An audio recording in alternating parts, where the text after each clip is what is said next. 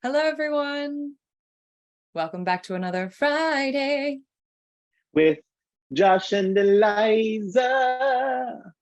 We're back with more useful phrases. We're going to present you a sort of grab bag. And today's topic is neutral responses what do you or conversations where you don't want to betray your positive or negative feelings.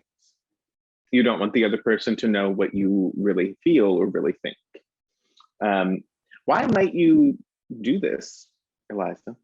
That's a great question. And thank you for elaborating. Let's say, for example, you're in a situation, someone else feels quite strongly. And so rather than express either agreement with them or disagreement, you'd rather just let them know that they've been heard, and that you're engaged.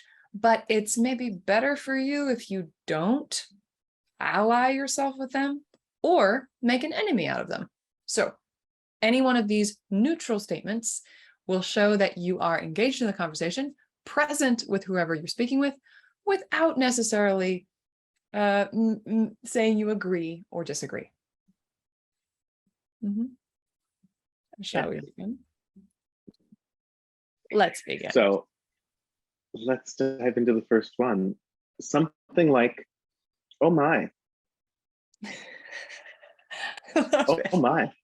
Oh my. Yeah. Oh my. Oh my. Just kind of very simply, oh my. Now this is, I think, short for, I don't know that it is short, but it feels like it's short for, oh my God. I would say so. It feels like that to me too.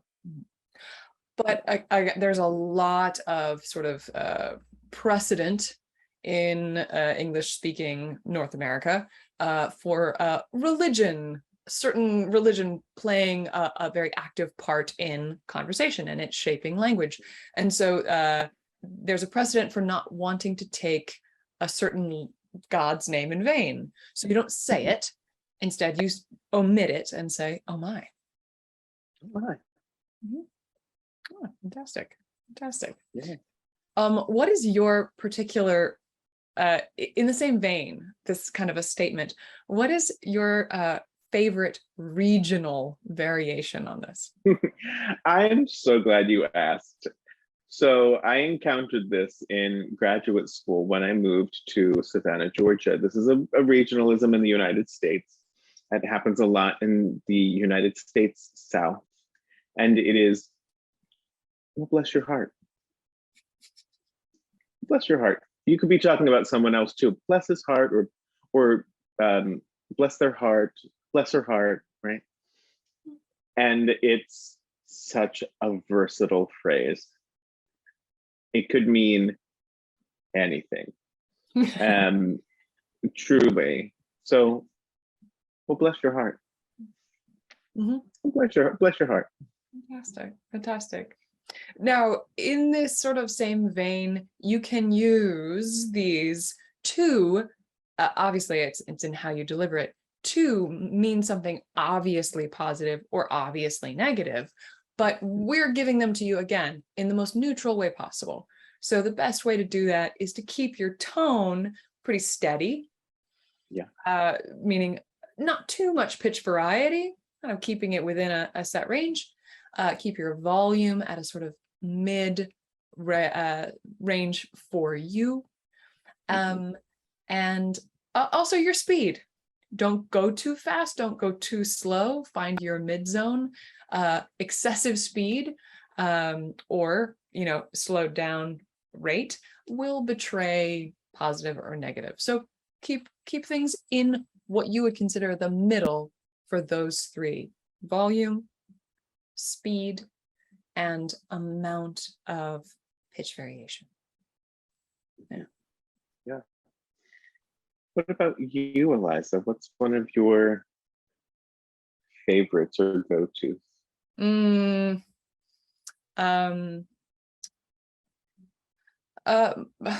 I use oh my God often, I think. I think perhaps if it's delivered with enough sort of neutrality in its pitch, oh my God. Oh my God. Then it does come across as truly neutral. And I think can fit into most situations without raising any eyebrows or making people say, oh, that's odd, that doesn't belong here. Yeah. Let's look at a couple of single words, because we've kind of done a couple of phrases. What are some single word responses that we could put in here for neutral moments in conversation? Well, naturally, I will tend to move towards a more intellectual footing. So when I'm going to use a single word, I usually reach for interesting.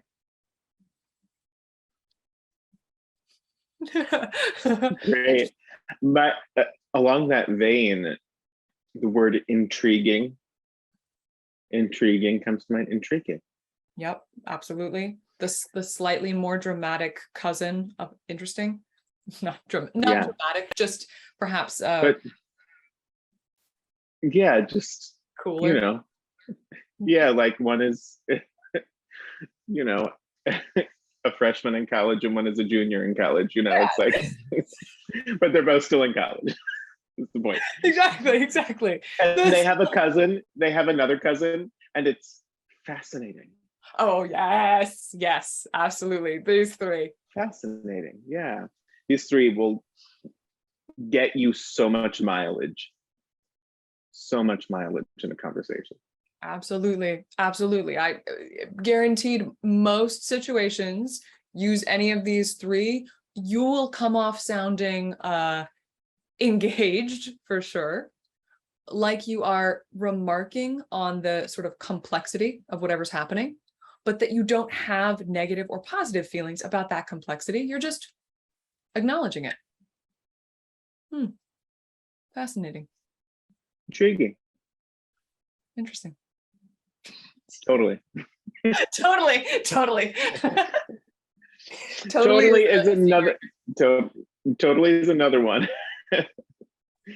Maybe something. I think with the word totally, I feel like not everything is a generational thing, obviously, but I feel like when I hear totally, that screams like millennial and Gen Z to me. And I'm a millennial, so I'm not knocking it, but because it's something that I use a lot, but it's not something I would expect. Like my mom is Gen X. It's not something I would expect to hear her say at all, or my grandparents, you know. Yeah. But she would reach for an interesting or a fascinating. Yeah, that's very true. Yeah, I wonder if totally, and we'll have to, Josh and I will go and do a deep dive on this, but I wonder if totally really rose to prominence in the 80s, especially in the United States. And so you have to be an 80s baby or later. 80s were the best. Objectively. Absolutely. Okay. All right. So we've got the trifecta of interesting, intriguing, and fascinating. You just used absolutely, which is another good one. Absolutely. Yeah. That one I would say be a little cautious of, perhaps, because it can seem like an agreement. Absolutely. Right. But depending on what the other person is saying and the context, you could deliver it with a kind of flat enough tone that it could be read slightly neutrally. So yeah, agreed. If it's like Josh says, if it's neutral enough, then it comes across as absolutely you just said the words that you just said in the order that you said them. Yeah. Now you just did something very interesting that I feel like is a useful tactic. So in spelling that out, absolutely, you just said all of those words. They were all words, and you said them in the order you said them. That as a tactic is also useful when desiring to maintain neutrality. So let's maybe pivot a little into that. What would we call that? Yeah, let's call that stating facts. Yes. So if you need something else other than our short phrases or these one word kinds of responses, state a fact. What's a fact, Eliza, that you could state? I understand. I hear that. I hear that. Mm-hmm. Mm-hmm. Mm. That is a valid opinion. That Eliza, that's a valid opinion. that's a valid opinion. That's a valid opinion. Yeah. Yeah. Oh yeah. Oh, I have heard that. Yeah. I have heard that people say that. I have heard that. I have heard that. Yeah. Yeah. I have heard that. Yeah. Yeah, there's a version of this when you're discussing something, and if somebody just says something that's true, like objectively true, you can say that's true. True. Mm-hmm. Yeah. True. Yeah. You can. People certainly can do that. People certainly can. Yeah. No, we need to put a we need to clarify, because this could swerve a little left into passive aggressive territory if you're not careful. So how do we avoid that? Well, first let's talk about passive aggression, and Yes. can let's talk about like a definition of passive aggression. Great. Because I realized actually, as long as we're discussing kind of cultural mores and things that exist in North America for English speakers, it's good to acknowledge something, which is that in most social situations, it's acceptable to use hyperbole or to go over the top in a positive way. So it's normal to say, oh, this is the best day of my life, or, oh, I love that outfit on you. You look like a supermodel, or, oh, just, it is very socially normalized to go positive. Mm-hmm. Whereas it is not socially acceptable to go negative. Right. And what that means is that as Josh and I discuss these neutral statements, oftentimes a neutral statement is regarded as, oh, you're not saying something, you're not expressing an opinion. That must be negative. You must feel negatively, because if it was positive, you'd have no trouble saying it.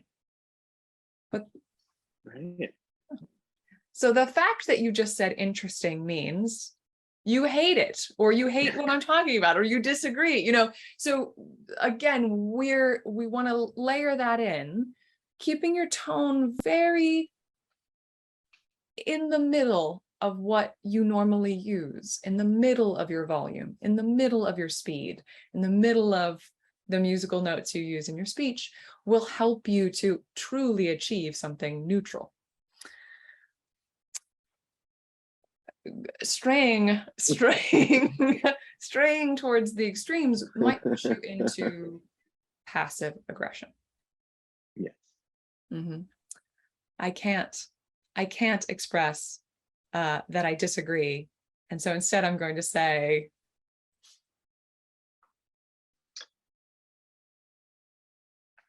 fascinating.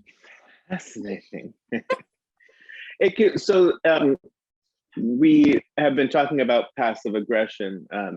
Some people would also maybe substitute the word sarcasm, or interpret this kind of tone as sarcasm, or a sarcastic response, which is like a cousin, I think. I see passive aggression as, I see them both as a tool, as you're saying, to avoid a negative confrontation, right? Or seeming negative. But the passive aggression moment is, to me, more a direct resistance to somebody else's like demand or desire or their assertion, whereas sarcasm is more about, for me, an insult to somebody's intelligence. Right. And less about what they want me to do and more about just their intelligence. So if that slight distinction is useful between passive aggression and sarcasm, one is about, for me, somebody's intelligence level, and the other is they are demanding that I do something or believe a certain way, and I don't want to directly confront or, you know, have a kind of confrontational moment, but I'm also not just going to go along with it. You know? Yes. Yeah, and I think, I think in order for passive aggression to really land, there needs to be an assumption that if you were in agreement, it would be very easy to say. Exactly. Yeah. But yeah, totally, absolutely.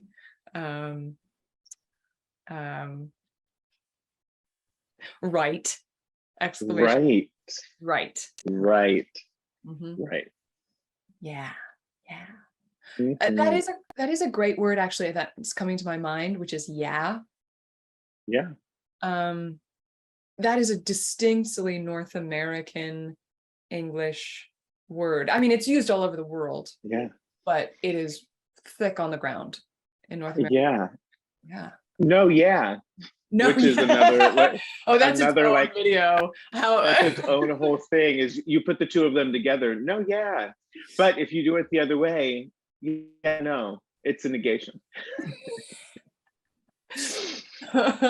So you're welcome. You're welcome, everyone. You're welcome. So what can we say about these sort of neutral responses? To sort of sum up, use them with a sort of like very earnest, straightforward talk about what's happening right now, right in front of you. If you're going to state facts, state obvious, clear facts. Someone's complaining about how the boss refuses to install an AC in the office and how that makes them a bad boss, and it's so hot in here. It is hot. It is certainly hot. Yeah. When you're using terms like interesting and fascinating and intriguing, make sure that this is a very small thing. Make sure that you deliver them with as little inflection, as little pitch as possible. Those single words, especially if there's any sort of sliding up in pitch or sliding down, brings a lot of opinion to those words. So yes, fascinating, intriguing. I hear you. Oh, statement of fact. Yeah, and what did we talk about first? The first kind of group. Oh my. They were just a couple of short phrases. Oh my favorite regional one, which is bless your heart. Bless your heart. Yeah, these are just a sort of I've received the information you've just given me, and it's affected me. Whether it's affected me positively or negatively, you'll never know. You'll never know. Well, we hope these phrases are useful to you. We hope you get a chance to use them out in the world this week. And do comment below to let us know if we've missed any that you think should be included. And if there's a discussion of different types of useful phrases that you'd like in the next video, let us know. Any final words of advice? Bless your heart. A little bit of practice every day goes a long way. And we will see you next Friday. Take care, everyone. Until next time. Bye. Bye-bye.